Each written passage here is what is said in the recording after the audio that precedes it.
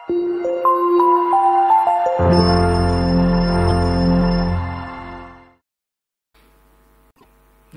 ini masalah itu bagaimana sebetulnya? Bagaimana hukum menyelonjorkan kaki ke arah kiblat? Jawab diperinci.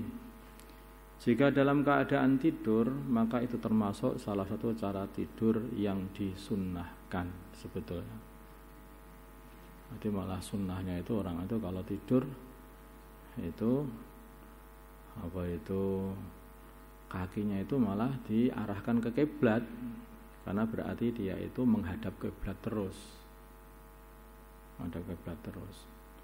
Jika dalam keadaan duduk, tapi kalau dia nanti tidurnya miring, ya bagusnya miring kanan terus menghadap kiblat gitu.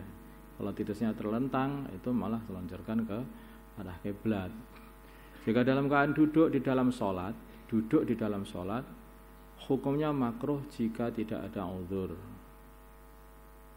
Keadaan duduk dalam sholat, hukumnya makruh jika tidak ada uzur. Pokoknya dia itu pengen sholat dengan duduk gitu, sambil menyelesaikan kaki ke depan, itu hukumnya makruh. Kecuali kalau kakinya memang tidak bisa ditekuk, ya. Nah, makanya kita selonjor biasa karena sakit kan. Jika dalam keadaan duduk di luar sholat, hukumnya tidak makruh. Kalau di luar sholat, hukumnya tidak makruh, enggak apa-apa. Tetapi menurut madhab Imam Abu Hanifah, Imam Hanafi, adalah makruh baik ketika tidur ataupun duduk. Tidak tidur, sama saja.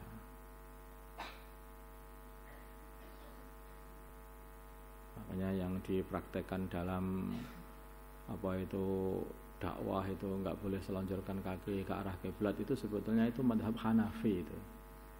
Nah, itu kalau madhab Syafi'i malah sunnah sebetulnya. Sunnah kalau kita itu terlentang, kemudian diluruskan kakinya ke arah kiblat. Nah, itu tidur yang seperti itu.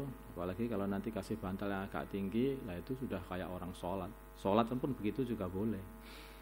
Sholatnya orang duduk, orang tidur.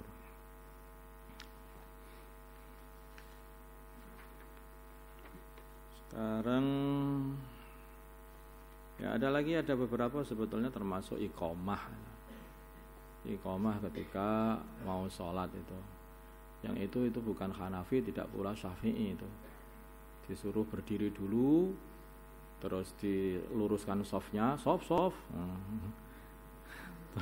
Baru itu, terus baru Allahu Akbar, ada iqomah. Loh, itu di Hanafi juga enggak ada, di Syafi'i apalagi sudah enggak ada lagi. Itu di mana adanya itu? Lah itu di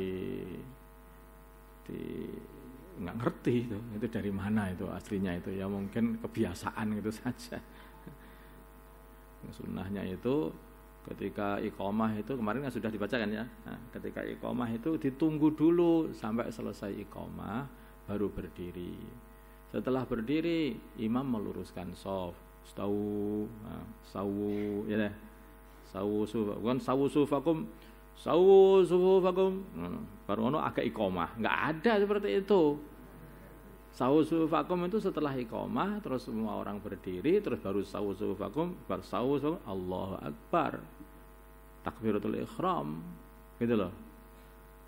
Sudah sawu sufakum, sof. Itu enggak ada yang seperti itu. Itu madhab mana?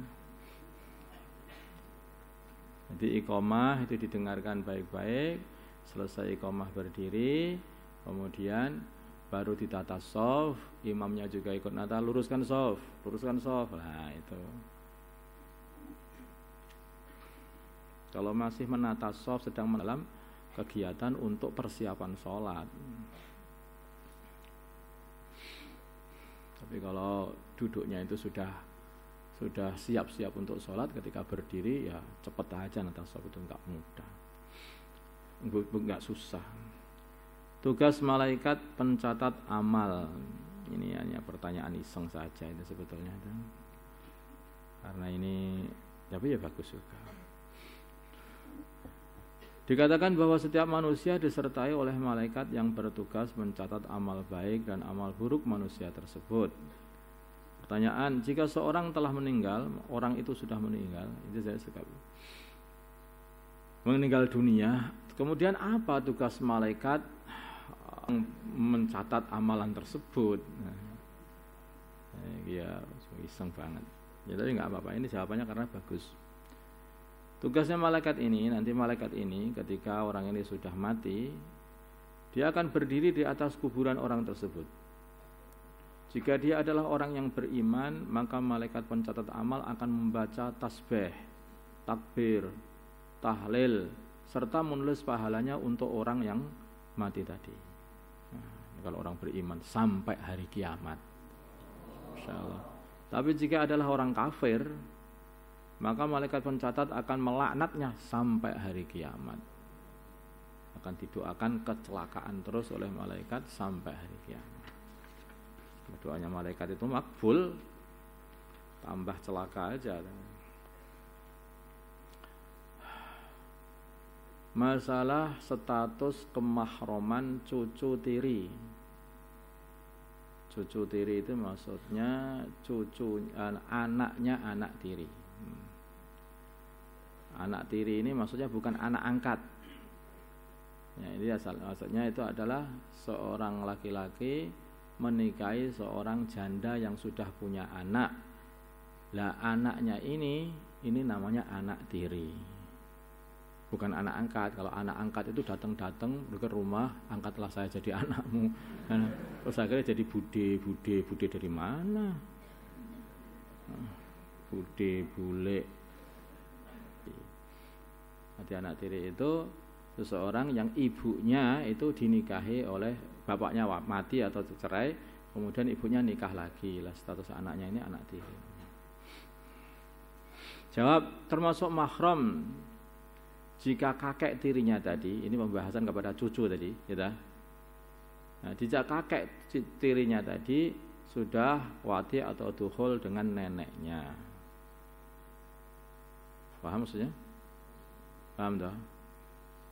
Jadi kalau kamu itu adalah cucu dari seseorang atau dari kakek tirimu, ya toh?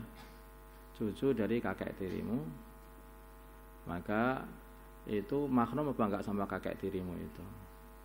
Mahram kalau kakek tirimu itu sudah dukhul kepada nenekmu, maka akan jadi mahram. Tapi kalau belum dukhul kemudian mati kah, atau perceraian kah, adalah itu belum terjadi kemahraman. Hukum memandang ulama bagi wanita biyah. Bagaimana hukum seorang wanita melihat wajah ulama yang bukan mahram dia, ajnabi, dengan tujuan agar mendapat fadilah memandang wajah ulama aneh atau orang soleh? Jawab, pendapat yang kuat tidak boleh secara mutlak. Apakah itu menimbulkan syahwat ataupun tidak akan menimbulkan syahwat, maka tidak boleh memandang wajah laki-laki secara mutlak, sama saja. Apakah itu ulama ataupun bukan ulama. Tapi ada yang membolehkan memandang wajah laki-laki, akan tetapi dengan syarat tidak menimbulkan fitnah atau syahwat. Dalam permasalahan ini tidak ada pengkhususan, masalah tambahan untuk ulama atau bukan ulama, akan tetapi memandang kepada laki-laki ajnabi, orang lain bukan mahram, baik yang ulama ataupun bukan ulama, hukumnya sama saja. Paham?